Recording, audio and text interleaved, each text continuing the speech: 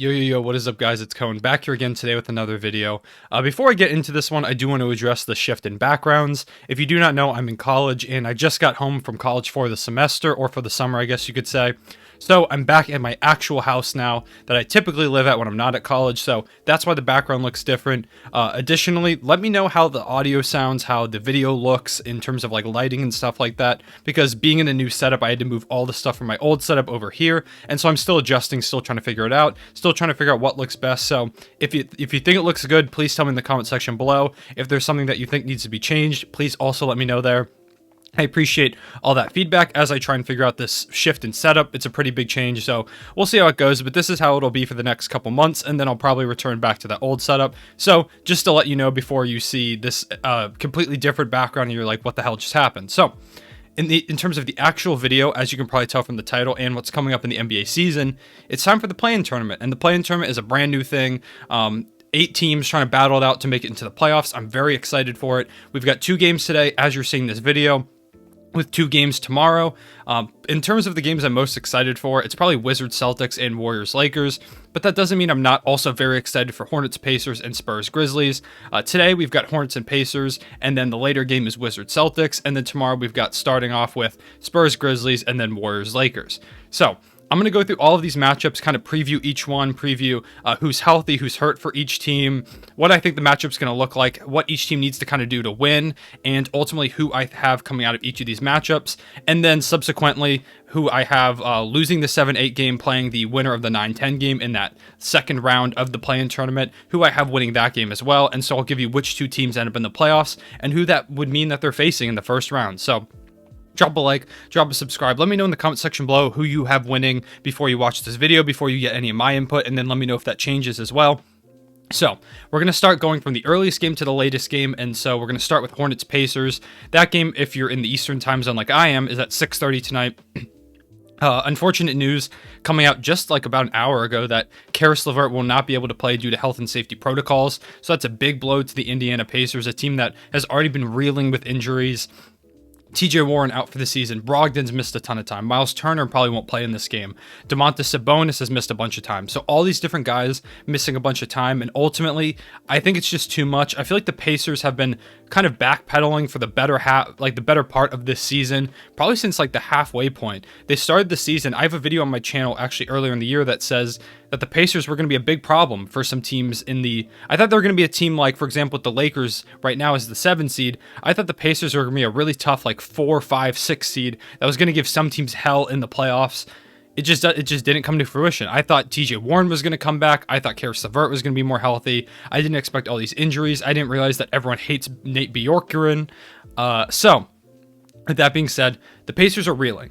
Meanwhile, you have the Hornets, who did lose that game to the Wizards with an opportunity to make it into the 8-9 game instead of this 9-10 game. So the Hornets themselves are kind of reeling a little bit, but I feel like the Hornets are much more stable right now.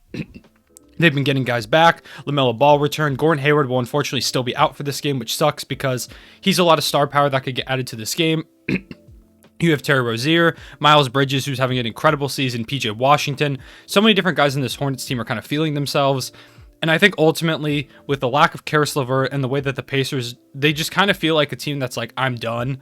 I'm going to pick the Hornets to win this game. I also, don't get mad at me, Pacers fans, kind of want to see the Hornets win this game just because, like I said, the Pacers have been a team that's been reeling, and it feels like their season needs to end so they can figure some stuff out. Well, the Hornets have been super fun to watch. They've been one of my favorite teams all season, and so I kind of want to see them continue to play. I want to see more LaMelo Ball. I would love to see LaMelo in the playoffs, and one step in getting there is for the Hornets to win this game. And so I'm picking the Hornets to beat the Pacers. I don't have a score prediction, anything like that. I think the Hornets are going to run fast like they've been doing all season. They're going to kill them in transition without Miles Turner. Guys like LaMelo Ball, Miles Bridges attacking the rim. It's just going to be too much for the Pacers in the end, and they end up falling, finishing off this really disappointing season, going into the offseason, having to figure out what they need to do next. Following that game, we have Wizards Celtics. Now, this is a really interesting one, and I think if Jaylen Brown was playing, I would probably pick the Celtics here, but he's not playing, so that's something I have to consider and I have to think about. In terms of the Celtics, they're another team that's been kind of reeling all season. It's not really been their fault. They've been dealing with a ton of injuries. Like when their top 7 players, say we go like a Marcus Smart, Robert Williams, Evan Fournier, Jason Tatum, Jaylen Brown, a couple other guys, their top like 6-7 guys have not played any minutes together. If you like throw Kemba Walker in there as well. They just haven't played together. And this team has so much talent on paper. They just have not been able to stay as healthy as they need to stay to make it all come together. Brad Stevens has caught a lot of flack. I don't think it's well warranted. I think Jason Tatum is the best player or has the potential to be the best player on the court on almost any given night. He's been a star level player, a top 15 type guy. He's had some big moments. And so this is his opportunity to go like, hey, my running mate in Jaylen Brown might be out, but I've still got Kemba Walker, still got Evan Fournier, and I'm going to make this happen. Unfortunately, I don't know if it's going to be enough. For the Washington Wizards, Russell Westbrook had a monster month of May, putting up ridiculous, like even past video game level numbers. Bradley Beal is kind of hurt, and I do think that's going to play into this, and I think that's part of why I believe the Celtics are betting favorites, is Bradley Beal's injury, because if Bradley Beal doesn't play in this game, it's really tough. Russell Westbrook's a great player, but this Wizards team is pretty beat up and they're lacking a lot of depth, so they need that guy, a guy that came in second in the NBA scoring leader race. They need Bradley Beal to be healthy. He's not healthy. They just need him to play and do the best that he can. And he struggled really badly against the Hornets. Coming off that injury, he did not look healthy at all. And ultimately, it just feels like he's trying to force it, which I applaud him for that. But hopefully it doesn't end up costing them this game. I hope that Bradley Beal's injury isn't serious enough to keep him out for a long, extended period of time if he continues to try to play through it. But I trust Bradley Beal. I trust that he knows what his body can handle. And I think that he had a fourth quarter against the Hornets that was really productive. I think he had 12 or 13 points there. And I think ultimately Bradley Beal is going to be healthy enough, productive enough, alongside Russell Westbrook to get the Washington Wizards the win in this game, making them the 7th seed and setting up a matchup against the Brooklyn Nets in the first round, Kevin Durant versus Russell Westbrook as a playoff series. I don't think the NBA could ask for much more out of a 2-7 matchup in the NBA playoffs. So I'm picking the Wizards to beat the Celtics tonight. The Celtics could absolutely do it. They have Jason Tatum, who does have the opportunity to be the best player on the court, but we're going to have to see how he plays. I think he's going to have a great game. It's just, can Kemba Walker, can Evan Fournier, can Marcus Smart, can those guys around him step up? And I'm not sure if they're going to be able to enough to stop a red-hot Wizards team. So I'm picking the Washington Wizards to win this game. And now we move into Spurs Grizzlies. This is a game that I would say out of all the games probably has the least hype, I would say, probably around it. Just because the Spurs are a team that they kind of like play like tough, hard-nosed basketball. They're not like super flashy, and the Grizzlies outside of John Morant also aren't super flashy. Like in the Hornets-Pacers game, for example, you've got like LaMelo Ball, who's a pretty big name. So in terms of Spurs Grizzlies, I don't think a lot of people are excited for this one, but I am.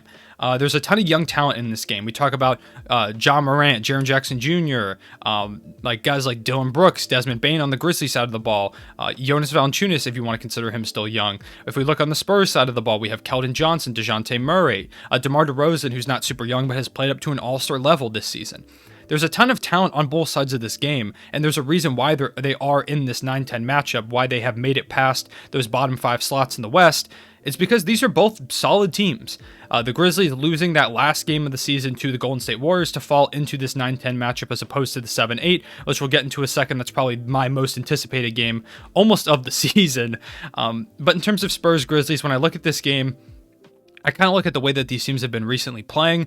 The Grizzlies have kind of struggled recently. Jaren Jackson Jr., his return to the lineup hasn't quite been the boost that they've needed. I do think once he gets more integrated, he's going to be an insanely valuable piece to this Grizzlies team, but I think he's still working his way back into things. John Morant continues to play well. He's been playing really well the second half of the season, but the Warriors kind of just abused him in the game the other day. Particularly, they would just let John Morant shoot from 3, and that's a problem because Ja has to be able to knock those down, and he has been more in the second half of the season than he has pretty much in the rest of his career. He's been knocking them more, but he's got to be able to hit his threes because if they're just leaving John Morant open, it kills them. They need him to hit his threes. They need Jaren Jackson Jr. to hit his threes.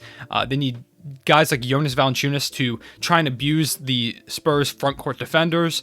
The problem is that Jakob Poeltl is a good front court defender. A lot of people don't talk about how good his defense is. He's a pretty good defensive player. He's probably like a all defensive like 5th teamer or something like that, if that did exist. He's pretty good. And then the Spurs also have a guy like DeJounte Murray, who a lot of people don't remember, made an all-defensive team a couple seasons ago, the youngest player to ever do so. He has the potential to lock up John Morant. So, while I do think the Grizzlies have a good bit of talent, the Spurs do make this very difficult. The thing that scares me about the Spurs, though, is the game the other day. If you do not remember, or you didn't watch my After the Buzzer recap, which you should go watch anyways, the Spurs played a Suns team that sat pretty much all their starters, and the only starter they really played was Mikal Bridges, and he hardly played. They played their bench and their third stringers, and they beat this healthy Spurs team, or about as healthy as this Spurs team is going to be coming into this game. Now, they did not have Greg Popovich coaching because he was at Tim Duncan's Hall of Fame ceremony, so that does hurt them a little bit. But in terms of talent, I don't think I can pick the Spurs here looking at that game and looking at the Grizzlies. I think the Grizzlies are hungry, and I think that the Grizzlies are going to ultimately get this done. I think this has the potential to be a really, really good game, though. I think people are sleeping on this one for, I think, just reasons that these aren't big markets. These are pretty small markets, and if they don't have a lot of big names outside of like a Ja Morant and like maybe a DeMar DeRozan, plenty of young talent on both sides of the basketball, and I think ultimately the Grizzlies do end up pulling this one out, moving into that second round matchup while the Spurs fall out for the second straight year, missing the playoffs again. The final matchup of this 4-game slate is Warriors-Lakers. This game has the potential to be the most anticipated game of perhaps the entire season, in terms of like casual fans getting in, like fans of like Steph Curry, LeBron James.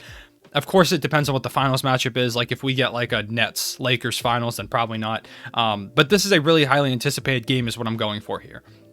Steph Curry versus LeBron James, Anthony Davis. You throw like a Draymond Green in there. There's a ton of interesting matchups in here, and it's a battle between two of the faces of the league in Curry and LeBron James, as well as, like I mentioned, Anthony Davis. The Lakers have been on fire recently. Same with the Warriors. Both of these teams are red hot coming in, going against each other, and I'm really excited for this matchup. When I look at both of these teams, the Warriors are Curry's team, but like very easily. I think everyone knows that. But there are some pretty good pieces around him. Draymond Green is a all defensive level player, as he has been for his entire career. Andrew Wiggins has really stepped it up on the defensive side of the ball, as well as he's shown a lot of offensive potential in the last couple games. Kelly Oubre will unfortunately be out for this game. James Wiseman probably won't play. So there are all these different guys that the Warriors are missing, but they have Steph Curry. Steph Curry's been one of, if not the best players in the entire NBA this season. I'm not saying he is like solidified like as the best player in the NBA, but he's absolutely in that conversation as he has been for years. Steph Curry's great, and it's impossible to stop him. But the Lakers are a team that may be as well equipped to stop him as any other team in the NBA. The Lakers, if you don't remember, before LeBron James and Anthony Davis got injured, were the best defensive team in the NBA by far. It wasn't really even close. And even while those two were injured, this has been a great defensive team all season. Frank Vogel has them playing really well, locked in defensively, and with LeBron James and Anthony Davis back, I know a lot of people think LeBron can't play defense anymore, but he looked really locked in to start out this season, and I think he is in that mode. You throw in guys like Dennis Schroeder, who can play pretty solid defense, Kentavious Caldwell-Pope. This Lakers team has a lot of defensive potential. We've seen it all year. And while you might not be able to stop Steph Curry, it's impossible to stop Steph Curry. They have the defensive ability to stop the guys around Steph Curry, and it's impossible for the Warriors to stop LeBron and AD. Draymond Green can only guard one of those two guys. You could throw like him on LeBron James and like Kevon Looney on Anthony Davis, and while Kevon Looney does have solid defensive potential, he's not stopping Anthony Davis. And I think ultimately that's what's going to be the deciding factor of this game, is that the Warriors just don't have enough bodies. You can throw Andrew Wiggins on LeBron and put Draymond Green on Anthony Davis, but Anthony Davis, while Draymond Green is a great defender, Anthony Davis has a lot of height there. He can back him down. He'll just shoot right over him in the mid-range, and you don't want to give Anthony Davis the ability to get comfortable shooting from the mid-range, because if he gets in rhythm from there, you're screwed, because you can't really stop him, and he's going to put up 45 on your head. I think the Warriors just aren't equipped enough to stop all these options on this Lakers team. The Lakers are the defending champs for a reason, and they only got better in this past offseason. If it wasn't for injuries, they would probably be a top 3 seed. And so ultimately, I am going to pick the Lakers to win this game. I would honestly be kind of surprised if the Warriors did pull this out. It's going to take a monster effort from Steph Curry, but Steph Curry can only score you like 50, 60 points. He's not going to go for much more than that. You could go for 70, and it's possible with Steph Curry, but you need the other guys to step up, and with the defensive ability of the Lakers, I just don't see the Warriors getting it done, and so I'm picking the Lakers to win this game, setting up a first-round matchup against the Phoenix Suns, which is a series that's going to break my heart. If you did not know, Chris Paul and LeBron James are two of my favorite players of all time, and having to see one of them get knocked out in the first round is going to kill me, but I think ultimately that is the way that the game is going to go. So With that being said, that sets up a Wizards-Lakers as the 2-7 seeds, and setting up a matchup of the Celtics versus the Hornets in the second matchup for the 8 seed. And in the West, you have the Warriors versus the Grizzlies. I'll go through these a little bit quicker since these are not guaranteed, so I don't have to break them down all that much. I'll probably break them down more in my After the Buzzer videos, talking about these games, the nights that they happen. But if in a Hornets-Celtics game, like I mentioned, I love the Hornets and I really like watching them play. But Jason Tatum in a game between the Hornets and the Celtics will be by far the best player on the court. LaMelo's cool. The Hornets have a lot of really good players. The Celtics have an elite player in Jason Tatum. I think Tatum doesn't let them lose. I don't think Tatum lets them fall out of the playoffs. And as much as some Celtics fans probably would like to see a lottery pick, I think the Celtics end up winning this game and ultimately fall into that 8 spot with a matchup against the Philadelphia 76ers. Kind of the inverse of what happened last year, where the Sixers had a pretty disappointing season and ended up playing the Celtics in that first round, where Ben Simmons was out, probably their second best player. And now the Celtics, with their second best player out, are going to have to face a Sixers team that is rocking, they're loaded. And I feel like we're going to see a ton of toxicity on the timeline no matter how the series plays out. So my 7 seed is the Wizards and my 8 seed is going to be the Celtics. And in similar fashion in the Western Conference, I think the team that loses in that 7-8 game is ultimately going to win the matchup for the 8 seed. I don't see the Spurs stopping Steph Curry. I don't see Steph Curry losing 2 games in a row in a play-in tournament format. He's been one of the best players, if not the best player in the entire NBA this season. As I said previously, the Spurs, they've got DeJounte Murray, a good piece to throw at him, but they don't have enough offense to keep up with Steph Curry, and DeJounte Murray isn't going to stop Steph. Nobody can, and I think they're less defensively equipped than the Lakers are to stop the rest of the Warriors' role players. So I think ultimately the Warriors do snag that 8 seed. Curry makes the playoffs, and they have a matchup with the Jazz, a matchup that I think is going to be really fun. I think Steph Curry has the potential to put up some monster games and make it way more difficult than the Jazz were hoping for in a 1-8 matchup, but that's just the way the NBA season goes this year. So those are all my winner picks. I'll go over them once again. So I have Hornets beating the Pacers, Wizards beating the Celtics, Grizzlies beating the Spurs, and Lakers beating the Warriors. And then in a Hornets-Celtics matchup, I have the Celtics winning. And in a Spurs-Warriors matchup, I have the Warriors winning. So that's what my playoff picture is going to look like heading into it. I'm going to drop an actual video previewing the playoffs coming up pretty soon, probably in a couple days. I would say maybe look out for it like Thursday. Also look out for a video coming up soon. I'm going to go over my regular season awards because those are going to start getting leaked pretty soon. So I want to make sure I get them out there before all my picks are tainted, because people have already started to tweet out leaks of stuff and like spreadsheets showing how people have voted so far. So I want to give you my like honest takes on the picks before they come out. So let me know when you guys want to see those videos. I appreciate you guys watching this. Once again, let me know who you have winning in these play-in tournament games and what your thoughts are on the play-in tournament. I know this is something that people have talked about a lot. People are really debating this, but I kind of like it. I think it's a cool idea. Let me know what you think about in the comment section below. I will see you guys later. Real one, say it back.